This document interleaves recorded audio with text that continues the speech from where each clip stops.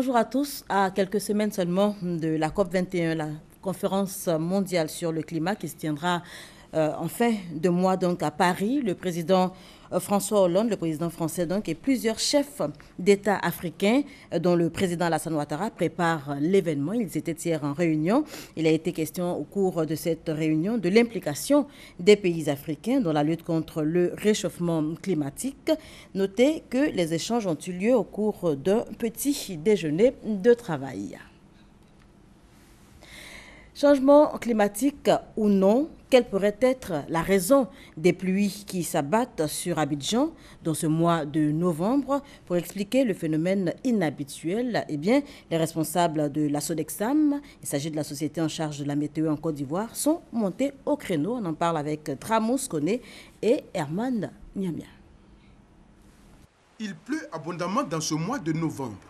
De nuit comme de jour, les villes situées dans la région côtière du pays sont arrosées par de fortes pluies. Une pluviométrie anormale occasionnant même l'inondation de certaines voies.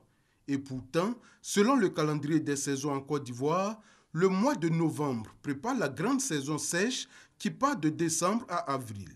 Qu'est-ce qui explique ce dérèglement climatique? Je ne saurais quoi vous dire parce qu'à notre temps, ce mois de novembre, là, il ne pleut pratiquement pas. C'est vrai, ce que nous constatons maintenant, c'est véritablement un phénomène qui nous surprend tous. Changement de climatique, dans le monde, tout le monde parle de ça. Nous ne connaissons pas les origines de ce phénomène. Selon la Sodexam, la société d'exploitation météorologique de Côte d'Ivoire, un phénomène climatique du nom de El Niño serait à l'origine de cette pluviométrie soudaine et abondante. Le phénomène El Niño qui a démarré depuis le début de l'année et qui affecte considérablement les saisons au niveau de l'Afrique de l'Ouest. C'est certainement dû à un phénomène cyclique qui est le phénomène de réchauffement anormal de la température de surface de la mer. Si le phénomène El Niño persiste, il pourrait décaler la saison d'harmattan attendue dans le sud du pays dans les prochaines semaines. La COP21, ce grand rendez-vous international sur le climat, s'ouvre donc le 30 novembre prochain à Paris. La menace du réchauffement climatique sur la planète au cœur des débats, je vous le disais tantôt. Si la situation inquiète le monde entier, il n'en est pas forcément de même pour certains. Et je parle des viticulteurs anglais qui voient en ces changements climatiques une opportunité de produire davantage. Gabriel Zani. L'effondrement des glaces polaires, les épisodes d'inondation et de forte chaleur illustrent bien le réchauffement de la Terre. Le monde s'inquiète de ces changements climatiques. Le 30 novembre prochain, il espère aboutir à un nouvel accord international sur le climat. Cependant, ces modifications, à contrario, seraient bénéfiques pour les viticulteurs anglais.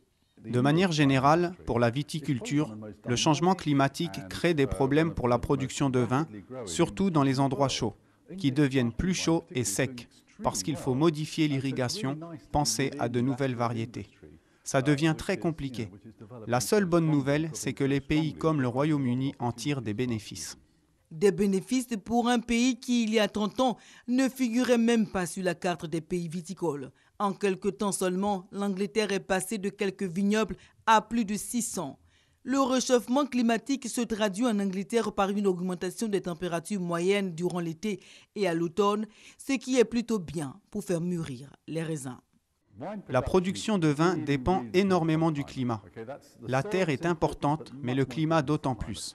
Et ce que nous essayons de faire, c'est de produire du vin dans des conditions où il fait assez chaud pour que les raisins mûrissent. Mais il faut que ce soit assez frais pour garder la fraîcheur, la complexité et pour produire des vins élégants.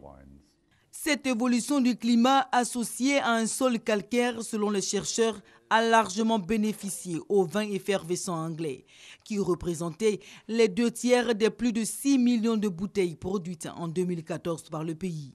Le réchauffement climatique représente une opportunité pour les vins anglais, mais les avantages de ces changements climatiques sont très limités. C'est pourquoi tous les pays du monde, y compris l'Angleterre, espèrent aboutir à un nouvel accord fort sur le climat au terme de la COP21, la conférence des parties à Paris qui aura lieu le 30 novembre prochain. Direction l'ouest de la Côte d'Ivoire où 40 tonnes de cacao ont été saisies par le Conseil Café Cacao de Mans. C'était à la frontière Côte d'Ivoire-Libéria. Notez que les trafiquants ont été interpellés dans le village de Montuo.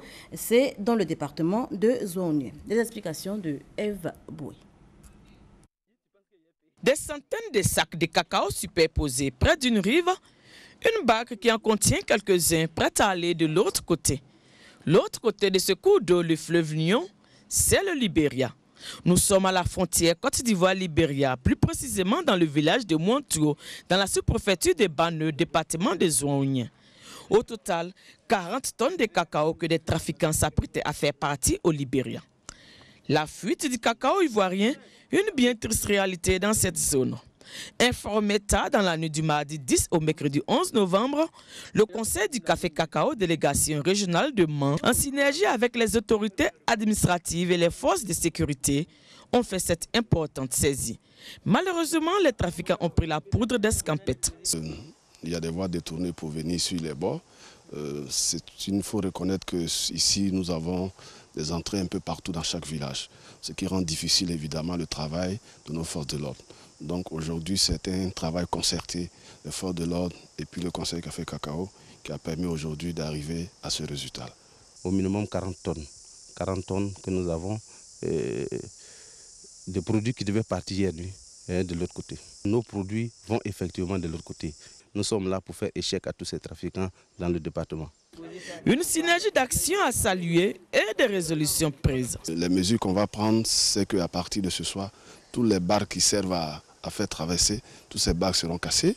Renforcer le dispositif sécuritaire aux frontières, certes, mais il faut aussi remonter en amont en identifiant les voies détournées d'accès et aussi les complices des trafiquants dans les villages riverains, comme ici à Montuo 2 où nous avons découvert l'existence d'un magasin de stockage de cacao non répertorié par les services du Conseil du Café Cacao.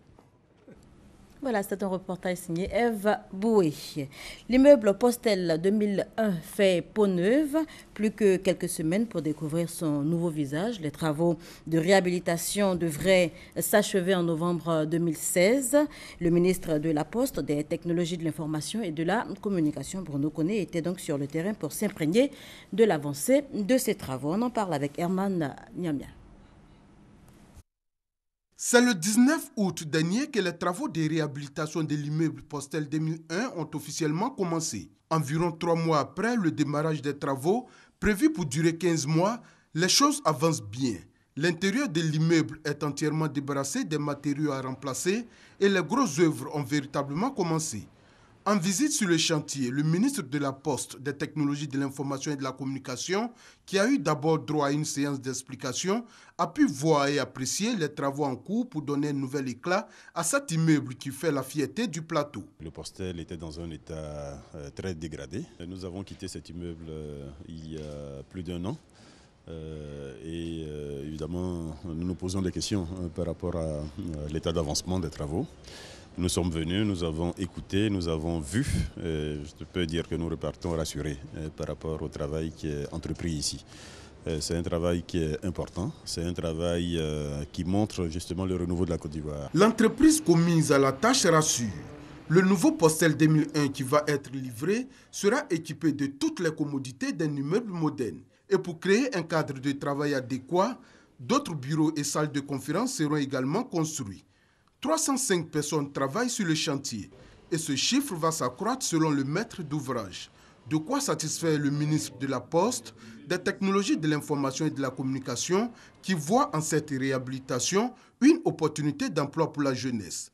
L'immeuble Postel 2001 sera livré le 18 novembre 2016 et les travaux vont coûter la bagatelle de 35 milliards de francs CFA.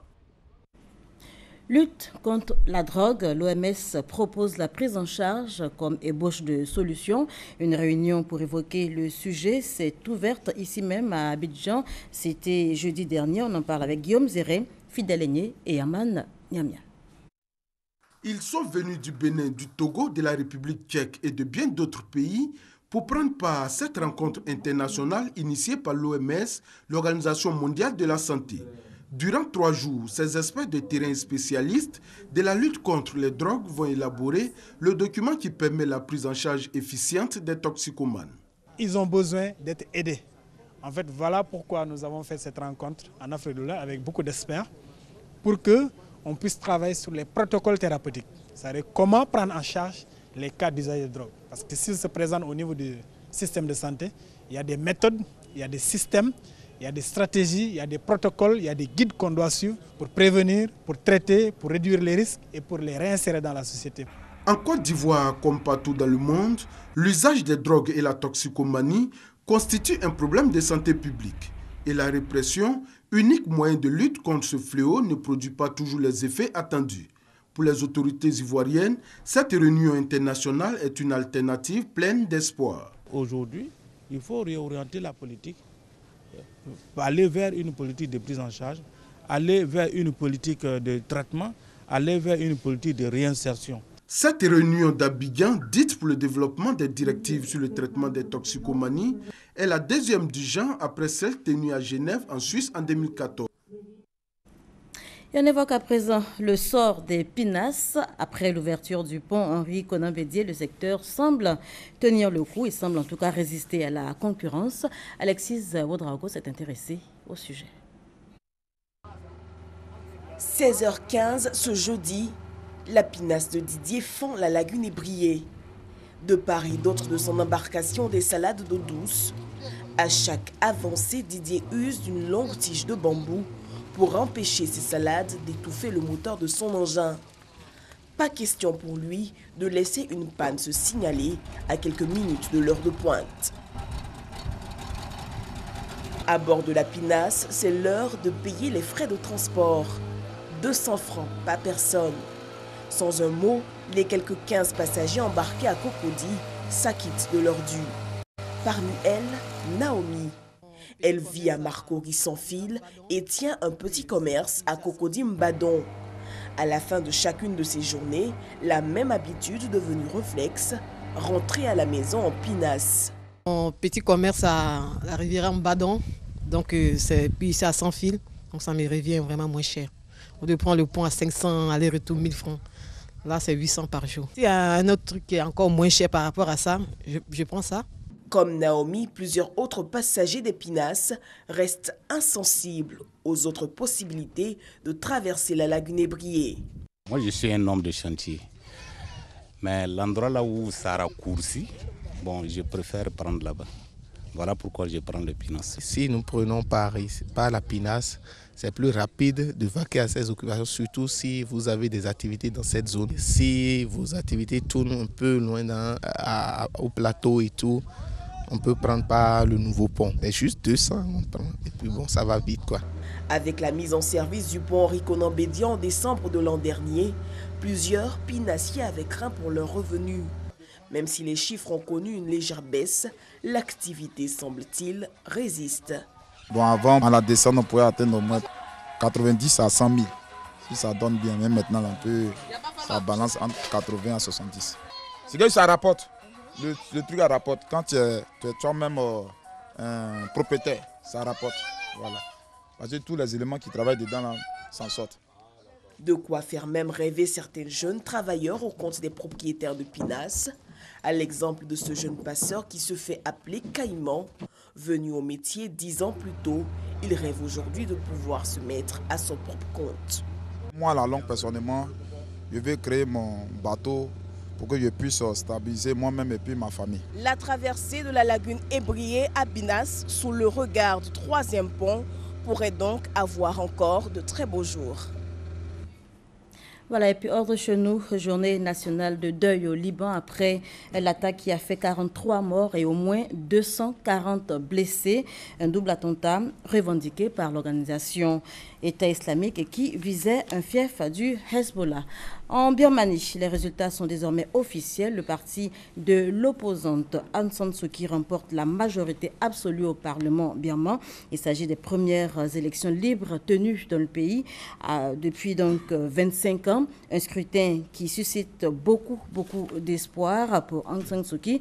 Un des défis majeurs, ce sera donc de lutter pour la cause des Rohingyas, on va y arriver, une communauté marginalisée. C'est la minorité la plus persécutée au monde selon l'ONU. Mais pire encore, elle est l'objet d'un génocide en cours, s'inquiètent plusieurs organisations de défense des droits de l'homme. En Birmanie, les violences se multiplient à l'encontre des Rohingyas.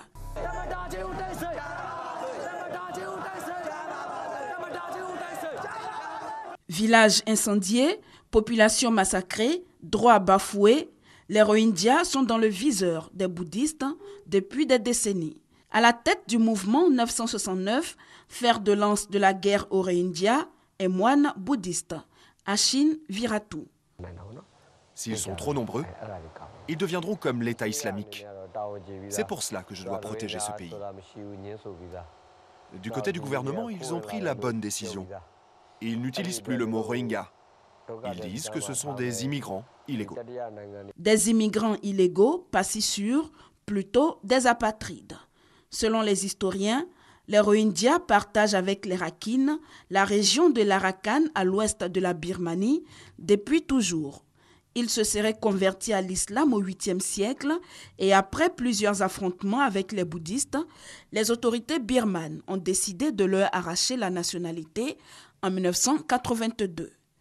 Même si Aung San Suu Kyi a évité le sujet pendant sa campagne, tous s'accordent pour dire que c'est l'un des dossiers chauds sur lesquels est attendue la Dame de Rangoon, égérie de la démocratie en Asie, prix Nobel de la paix en 1991, dont le parti est en passe de remporter les législatives.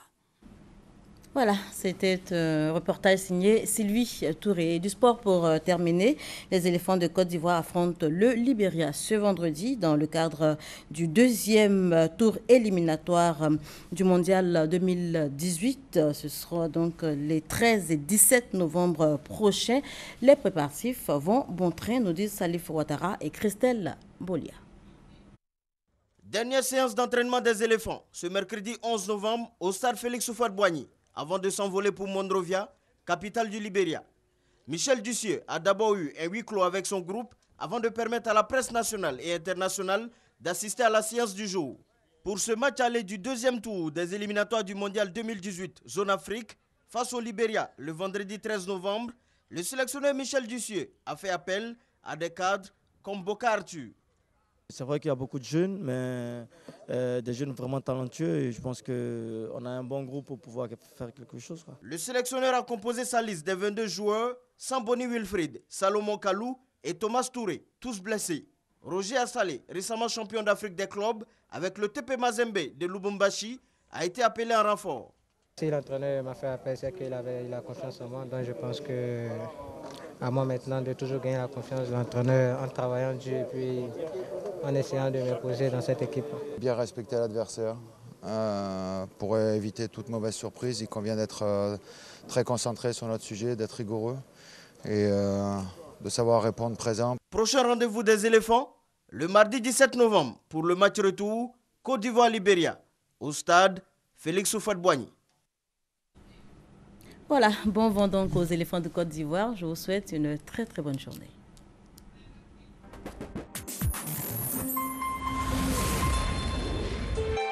RTI 1, la chaîne qui rassemble.